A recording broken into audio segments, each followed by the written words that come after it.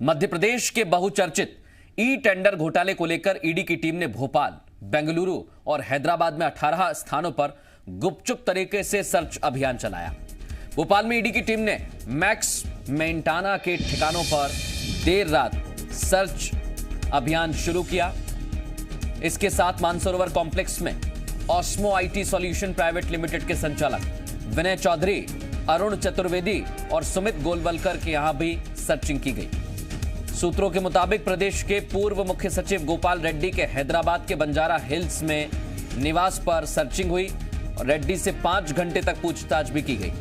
उधर e tender का software develop करने वाली बेंगलुरु की अनट्रेस सॉफ्टवेयर कंपनी के यहां भी सर्च होना बताया जा रहा है। दरअसल 3000 करोड़ के ई टेंडर घोटाले में हैदराबाद की 2 कंपनियां मैक्स मेंटाना माइक्रो और GVPR इंजीनियर्स लिमिटेड के प्रमोटर वीराशेखर रेड्डी के नाम से सामने आए। तत्कालीन कांग्रेस सरकार ने इन सभी कंपनियों के खिलाफ EOW में मामला दर्ज किया था। मेटाना कंपनी के करोड़ों रुपए के हवाले के तार पूर्व मुख्य सचिव गोपाल रेड्डी से जुड़ने के चलते ईडी ने उनसे भी पूछताछ की है। सर्चिंग की पूरी कार्रवाई इतनी गोपनीय रखी गई कि स्थानीय पुलिस तक भी सहयोग नहीं लिया गया। सर्च की कार्रवाई के बाद ईडी के एक्शन की भनक वरिष्ठ पुलिस अफसरों को लगी। और सीधे रुख करेंगे हमारे एसोसिएट एडिटर हरीश दिवेकर, इस समय हमारे साथ लाइव जुड़ गए हैं। हरीश, सबसे अहम सवाल ये, गुपचुप तरीके से पूरी कार्रवाई की गई है, 15-16 जगह पर छापा मारा गया है, खबर तो यह है। क्या अपडेट्स हैं, क्या अंदर खाने से खबर आप तक पहुंची है? मृदुल, ईडी के सोर्स बता रहे हैं कि पूरा जो सर्च है हैदराबाद में है। हैदराबाद की 2 बड़ी कंपनियां हैं जो डैम और बड़े बड़े काम करती हैं निर्माण के, उसमें GVPR और मेंटाना कंपनी है, ग्रुप है। इन 2 पे छापा है। इन 2 के अंदर जो पूरा एंट्री थी, जो काले धन का हवाले का मामला था, उसमें कहीं ना कहीं पूर्व मुख्य सचिव गोपाल रेड्डी का नाम सामने आया है और उसके बाद उनके साथ पूछताछ की गई 5 घंटे करीब। उसके बाद जो 2 कंपनियां वो ई टेंडर घोटाले में शामिल थी, जो मध्य प्रदेश में 2018 में 3000 करोड़ का ई टेंडर घोटाला खुलासा हुआ था। इसमें 2 कंपनियों का नाम भी शामिल था। इसके साथ साथ गुजरात की वेलजी की ग्रुप भी शामिल है। इसके साथ बेंगलुरु की एंट्रेस कंपनी, जिसने MPSCDC का पूरा सॉफ्टवेयर डेवलप किया था, जहां से ई टेंडर डाले जाते हैं या ई टेंडर डाउनलोड किए जाते हैं, उस कंपनी के साथ साथ यहाँ भोपाल में एक ऑस्मो आईटी सॉल्यूशन कंपनी है, उनके मतलब पूरा एक चेन लिंक बना। तो कहीं ना कहीं ईडी का काम हवाला पैसे देखने का है। तो पूरी शुरुआत होती है GVPR से और मैक्रो मेंटाना से, इनके हवाला का पैसा का लिंक मिलता है पूर्व मुख्य सचिव गोपाल रेड्डी के यहाँ। इसके बाद ये पूरा ई टेंडर घोटाले की तरफ पूरा मामला घुस जाता है और ईडी की कार्रवाई होती है। पूरी गोपनीय तरह से टीम आती है भोपाल में देर रात और इन 4-5 जगह भोपाल में सर्च करती है। इसके साथ साथ हैदराबाद और बेंगलुरु में भी सर्च चल रहे हैं। तो कहीं ना कहीं ये मामला एक तरह से नए सिरे से बोतल में से जन निकाला ई टेंडर का। हालांकि ई टेंडर टेक्निकल मामला है, EOW में रजिस्टर्ड है और टेक्निकल रूप से उसकी जांच चल रही है। और तत्कालीन भाजपा सरकार के समय काम हुआ था और तत्कालीन कांग्रेस सरकार ने इसमें मामले दर्ज किए थे और वापस से भाजपा सरकार है। तो अभी इसको डिनाई किया था, ई टेंडर घोटाला नहीं हुआ, कुछ कंपनियों ने किया था, उन पर कार्रवाई। लेकिन ईडी की भूमिका सामने आने के बाद यह मामला गरमा गया है कि अब ये देखना होगा। एक चीज है हरीश, आप देखिए, ई टेंडर की व्यवस्था इसलिए शुरू की गई थी ताकि कोई गड़बड़ी ना हो। ई टेंडरिंग की व्यवस्था शुरू करने के पीछे यह तर्क बहुत बार दिया गया है।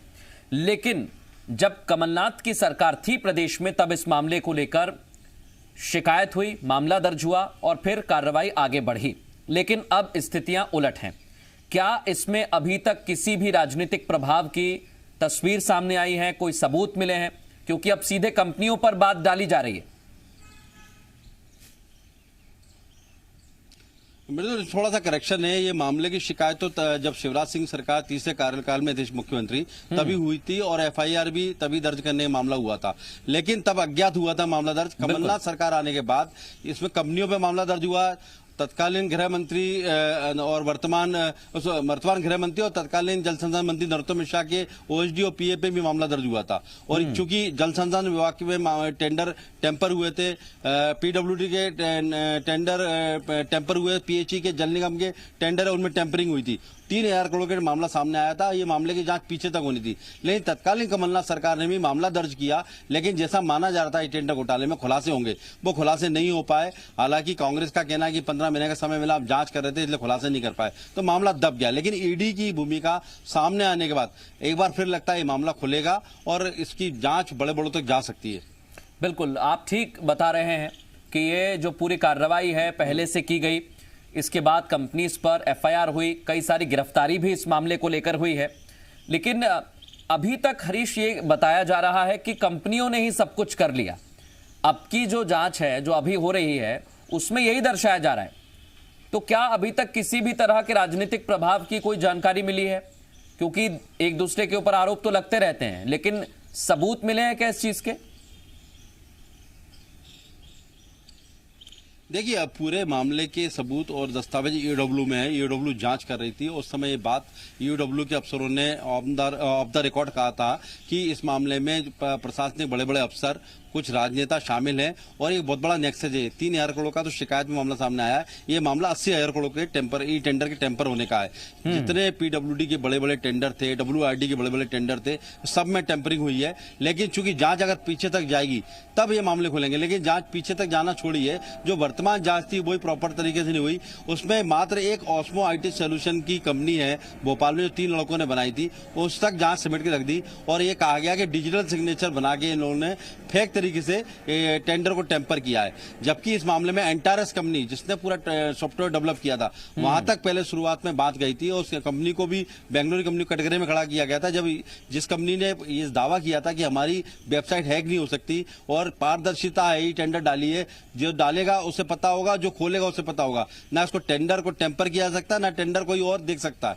उस दावे को भी जुटला दिया गया और बाद में जांच वहां तक पहुंची। लेकिन एनके प्रकरण जैसा होता आया है, जब रसूखदार फंसते हैं, अब ये धीरे धीरे आप जैसा बता रहे हैं कि जांच अभी चल रही है और खुलासे होने की उम्मीद भी इसमें जताई जा रही है। आपसे और अपडेट्स हम लगातार इस मामले को लेते रहेंगे। बहुत शुक्रिया आपका तमाम बातचीत के लिए।